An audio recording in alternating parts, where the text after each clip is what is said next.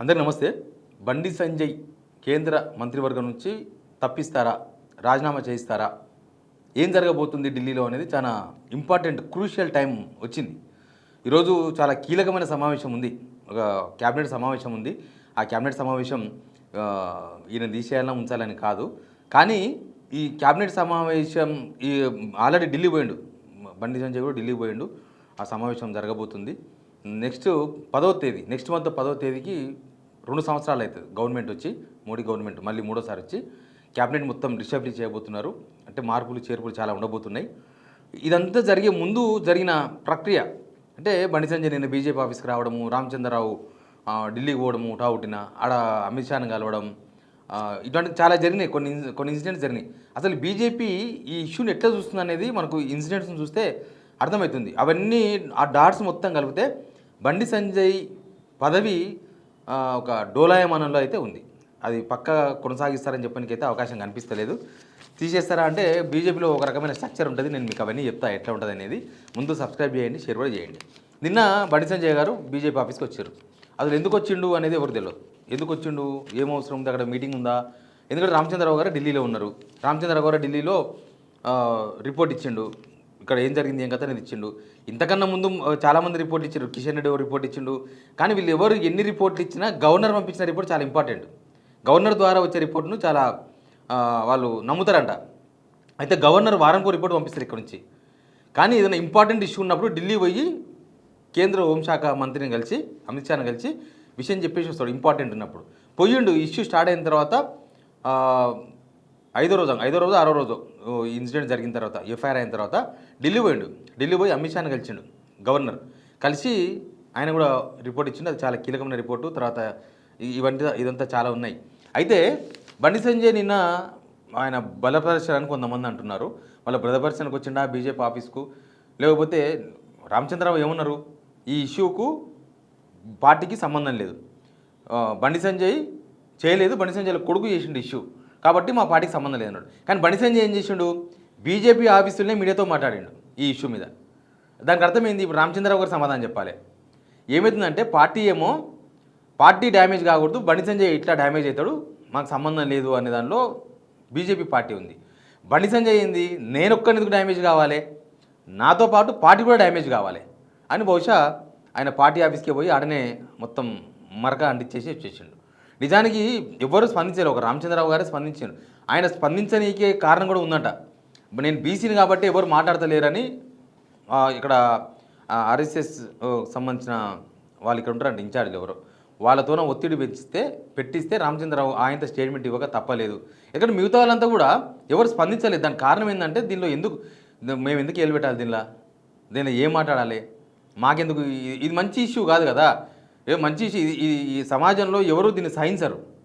ఇప్పుడు నిన్న బండి సంజయ్ పోయినప్పుడు పార్టీ బాడీ మొత్తం ఎవరో ఆర్ఎస్ఎస్ ఇన్ఛార్జ్తో ఫోన్ చేయించి ఇంకొక ఆయన బండి సంజయ్కి దగ్గరగా ఉండే పార్టీకి సంబంధించిన కీలక నేత దగ్గర నుంచి ఫోన్ చేయించి బండి సంజయ్ వస్తున్నాడు, రావాలి, ఖచ్చితంగా రావాలి, మీరు రావాలంటే ఎవరు రాలేదు. ఎందుకు రాలేదు? ఆ మరక ఎవరికంటేనా అది నాశనం చేస్తుంది, వాళ్ళ ఫ్యూచర్ నాశనం అయిపోతుంది, పొలిటికల్ జీవితం. కాబట్టి మనకెందుకు ఈ కిరికిరి అని చెప్పేసి ఎవరు రాలేదు. లాస్ట్కి ఆయననే బీజేపీ ఆఫీస్ని మీడియాతో మాట్లాడి బయటకు వచ్చేసిండు. అయితే ఈ ఇష్యూలో పార్టీ డ్యామేజ్ అయిందా లేదా అనేది ఒక క్యాల్కులేషన్ నడుస్తుంది బీజేపీలో. ఇది జాతీయ స్థాయిలో కూడా డ్యామేజే, సేమ్ టైం వాళ్ళకు కూడా దాకింది కదా ఇష్యూ. ఇది ఇక్కడ బండి సంజయ్ వాళ్ళ కొడుకు చేసిన ఇష్యూ ఓన్లీ అది కొడుకు వరకు, బండి సంజయ్ వరకు ఆగేటట్లేదు, పార్టీకి కూడా తీవ్ర నష్టం ఉంది. అందుకే బండి సంజయ్ని వీళ్ళు దూరం పెట్టే ప్రయత్నమే చేస్తున్నారు. అందుకే ఒక రకంగా చెప్పాలంటే బండి సంజయ్ ఏకాకైంది బీజేపీలో, ఎవరు సపోర్ట్ చేసే పరిస్థితుల్లో లేరు, సపోర్ట్ చేయలేదు కూడా. అయితే వీళ్ళు ఏం చేస్తారంటే ఇప్పుడు మీటింగ్ ఉంది, ఇలా 4 గంటలకు మీటింగ్ ఉంది. 4 గంటలకు మీటింగ్ తర్వాత రకరకాల చర్చలు చాలా ఉన్నాయి. దానిలో ఫస్ట్ రాజ్యసభ పదవి అయిపోయే వాళ్ళను తప్పిస్తారంట కేంద్ర మంత్రివర్గం నుంచి. తర్వాత అంతకన్నా ముందు 2014 నుంచి మంత్రివర్గంలో ఉన్న వాళ్ళని తప్పిస్తారంట. మూడోది పర్ఫార్మెన్స్ బేస్డ్ ఈ క్యాబినెట్ రిషఫ్లింగ్ అంతా ఉంటుందంట, సెంట్రల్ క్యాబినెట్. అయితే ఈ ఇష్యూ పేరు చెప్పి పదవి నుంచి తప్పించరు. ఏ పార్టీలో అయితే ఉంటుంది, బీజేపీలో ఇంకా స్పెషల్ పర్ఫార్మెన్స్ బేస్లో ఏదో ఒక కోటాలో తప్పించాలనుకుంటే అటు తప్పిస్తారు. ఆల్రెడీ సెంట్రల్ నుంచి రాష్ట్ర బీజేపీకి ఒక సందేశం వచ్చిందంట ఈ విషయంలో. ఏంటంటే మీరు అనవసరంగా దీనిలో ఎక్కువ ఇన్వాల్వ్ కాకండి, ప్లస్ ఇన్ఫ్లుయెన్స్ చేసే ప్రయత్నం చేయకండి, లేకపోతే ఎవరినో మేనేజ్ చేసే ప్రయత్నం చేయకండి. ఈ విషయంలో బండి సంజయ్ కొడుకు విషయంలో చట్టం తన పని తాను చేసుకోపోని ఏదో జరుగుతుంది. బట్ అనవసరంగా మీరు దీనిలో ఇన్వాల్వ్ కావద్దండి. అందుకే వాళ్ళందరూ ఈ ఇష్యూలో అంటచ్ అసలు మాట్లాడని కూడా ఎవరికి ఇంట్రెస్ట్ లేదు. సెంట్రల్ నుంచి ఆ మాట చెప్పిండ్రు అంటే బహుశా వాళ్ళు కూడా సీరియస్గానే ఉన్నట్టు. వాళ్ళు సీరియస్గా లేదు. వాళ్ళు ఒకవేళ తగులుకోండి అంటే ఇజ్జత్ పోయినా ఈనం పోయినా అందరు బయటకు వచ్చి మాట్లాడతారు కదా. కానీ సెంట్రల్ ఆ కండిషన్ పెట్టిందండి, మీరు మాత్రం ఎట్టి పరిస్థితుల్లో దీన్ని ఇన్ఫ్లుయెన్స్ చేసే విధంగా, అంటే ఎవరినో ఇన్ఫ్లుయెన్స్ చేసి ఈ కేసు నీరు గారిపోయే విధంగా, లేకపోతే బండి సంజయ్ని కాపాడే విధంగా చేయొద్దు. ఇది ఏం జరుగుతుందో చట్టపరంగా అదే జరగని మీరు దాని గురించి ఎక్కువ మాట్లాడొద్దని చెప్పినారు. అందుకని వాళ్ళు ఎవరు మాట్లాడతారని చెప్తున్నారు. ఇంకా ఇక్కడ రిపోర్ట్స్ చాలా మంది రిపోర్ట్స్ పోతాయి. ఆర్గనైజింగ్ సెక్రటరీ సంతోష్ జీ వాళ్ళ టీంకి సంబంధించిన మెంబర్ ఉంటారంటే ఇక్కడ ఆయన కూడా రిపోర్ట్ పంపిస్తారు. అట్లాంటి ఇంటర్నల్ రిపోర్ట్సే చాలా ఉంటాయి. ఏదైనా డిసిషన్ తీసుకోవాలంటే అమిత్ షా, మోడీ, వాళ్ళ కొత్త ప్రెసిడెంట్ ఉన్నాడు కదా, కొత్త ప్రెసిడెంట్, జనరల్ సెక్రటరీ, ఇట్లాంటి అందరూ కూర్చొని నిర్ణయం తీసుకుంటారు వీళ్ళు.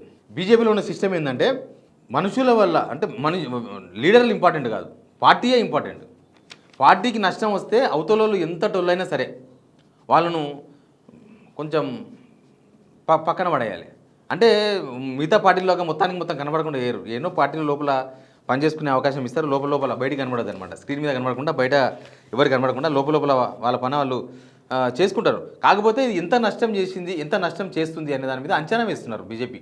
ఇట్లా ఇది తెలంగాణ జనం ఏమనుకున్నారు, లేకపోతే దేశవ్యాప్తంగా ఈ ఇష్యూను ఎట్లా జనం అర్థం చేసుకున్నారు, ఇది బీజేపీ మీద ఎట్లాంటి ప్రభావం చూపే అవకాశం ఉంటుంది.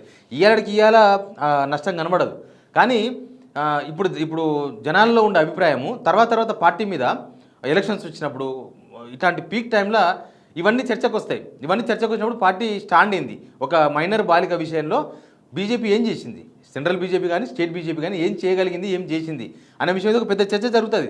ఇప్పటికే డిఫేమ్ అయిపోయింది. తెలంగాణలో బీజేపీ ఈ ఇష్యూ తర్వాత చాలా లాస్ అయిపోయినారు. ఆల్రెడీ లేవలేని పొజిషన్లో ఉన్న బీజేపీ ఈ ఇష్యూ తర్వాత అసలు ఒక రకమైన చర్చ జరుగుతుంది బీజేపీ పైన.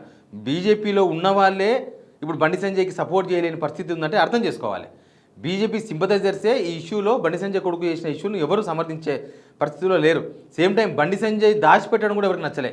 బండి సంజయ్ దాచిపెట్టి దీని మొత్తాన్ని కంపు చేసి ఇక్కడ దాకా తీసుకొచ్చిండ్రు. అందుకే బండి సంజయ్ అలర్ట్ అయిపోయి నన్ను, అంటే నేను ఇంట్లో కూర్చుంటే నన్ను తప్పిస్తారనేది బాగా జనాలకు ఎక్కుతుంది, ఇది ఢిల్లీ దాకా కూడా పోతానే ఉద్దేశంతోనే ఏం పని లేకపోయినా కూడా బీజేపీ రాష్ట్ర కార్యాలయానికి వచ్చేసి ఆడేదో కొద్దిసేపు వాళ్ళతో వీళ్ళతో ఎంబడి తీసుకొచ్చిన వాళ్ళతో మీటింగ్ పెట్టుకొని తర్వాత నేను వచ్చినానని చెప్పుకోనికి మీడియాతో మాట్లాడేసిండు. ఇక్కడ ఏంటంటే బీజేపీలో కొంతమంది సీనియర్లతో మాట్లాడితే వాళ్ళు చెప్తున్నారు, అంటే ఇప్పుడు ఈయన తప్పిస్తే తప్పు ఒప్పుకున్నట్లు అవుతుంది అంటే ఎవరు అట్లా కూడా ఆయనకు నష్టమా పార్టీకి నష్టమా అనేది ఒక అంచనా వేస్తారంట. ఇంకోటి ఏంటంటే ఒక్కరిని తీసేయరు. ఇదంతా రేపు నెక్స్ట్ మంత్ 10వ తేదీ ముందు మొత్తం క్యాబినెట్ రీషఫలింగ్, క్యాబినెట్ మార్పులు చేర్పులు దాదాపు ఒక 25-30 మందిని తప్పించవచ్చు అంటున్నారు. ఆ బ్యాచ్లో ఉండాలి, లేకపోతే తెలంగాణలో ఇంకొకరికి ఆయనకు ఉండగానే ఇంకొకరికి మంత్రి పదవి ఇచ్చేసి ఈయనను సైలెంట్ నుంచి పెద్దగా కీలక పాత్ర పోషించకుండా, కీలక రోల్ ఇవ్వకుండా. ఇంకా కొంతమంది అంటున్నారు ఆల్రెడీ ఎవరిని బీకాలే, ఎవరిని ఉంచాలి కేంద్ర మంత్రివర్గంలో అనేది డిసైడ్ అయిపోయింది. దానిలో ఈయన పేరు ఉందా లేదా అనేది మాత్రమే తేలాల్సిన అంశం ఉంది. ఈ ఇష్యూ జరగకముందు కాదు, ఈ ఇష్యూ జరుగుతున్న టైంలోనే ఆ లిస్ట్ కూడా రెడీ అయిపోయింది. కాబట్టి ఈయన పేరు దానిలో ఉందా లేదా అనేది మాత్రం ఇప్పుడేం తెలియదు. కానీ బండి సంజయ్ కూడా చాలా డౌట్గా ఢిల్లీ పోయిండు. చాలా డౌట్గా అంటే ఇంతకుముందు ఉన్నట్టు అంత ఆత్మవిశ్వాసంతో ఎట్లా పోలేడు కదా అట్లా. ఇప్పుడు ఆయన జరిగే క్యాబినెట్ సమావేశంలో ఆయన కూడా పార్టిసిపేట్ చేస్తాడు, సహాయ మంత్రిని కూడా ఆహ్వానించారు, ఉంటాడు. బట్ గ్రౌండ్లో ఏం జరుగుతుందో బండి సంజయ్ కూడా చాలామందితో మాట్లాడే ప్రయత్నం చేశాడు. ఢిల్లీ వాళ్ళు బండి సంజయ్ ఫోన్ ఎత్తలేని పరిస్థితి. అంటే ఈయన చాలామందికి ఫోన్లు చేస్తే అక్కడ ఏం జరుగుతుందో తెలుసుకునే ప్రయత్నం చేస్తే కూడా నిన్న మొన్న ఎవరు ఫోన్ కూడా ఎత్తలేదంట. అంటే ఏదో సంథింగ్ జరుగుతుంది. బట్ బండి సంజయ్ నేను మాట్లాడినాను, ఆయన కేసీఆర్ చెప్తే, అంటే కేసీఆర్ 10 మంది మంత్రులు ఎంపీలు ఉన్నారు, కేసీఆర్ ఫామ్ హౌస్లో ఉండి నన్ను దింపేస్తారని ప్లాన్ చేస్తే దింపేస్తారనుకుంటున్నారా అని. ఇదంతా కూడా చాలా మ్యాటర్ ఉంది, అండర్ గ్రౌండ్ మ్యాటర్ చాలా ఉన్నట్టుంది. బహుశా అందుకే ఆయన ఆ మాట కూడా మాట్లాడిండు. బట్ ఆయన పదవి పోతేనే కరెక్ట్. ఆయన రాజీనామా అంటే ఇప్పుడే చేయాలి, లేకపోతే అందరితో పాటు క్యాబినెట్ రిషఫలింగ్లో పదవి పోవచ్చు. అట్లా చేస్తేనే బీజేపీకి కొంత నైతికత ఉంది. బండి సంజయ్ని కనుక మోస్తే బీజేపీ కూడా చాలా తీవ్రమైన నష్టం కలిగే అంశమే ఇది కూడా. బండి సంజయ్ని పార్టీ కార్యకర్తలే ఓన్ చేసుకోలేనప్పుడు ఈ ఇష్యూ తర్వాత జనం మాత్రం పార్టీని ఎందుకు ఓన్ చేసుకుంటారు? Please subscribe.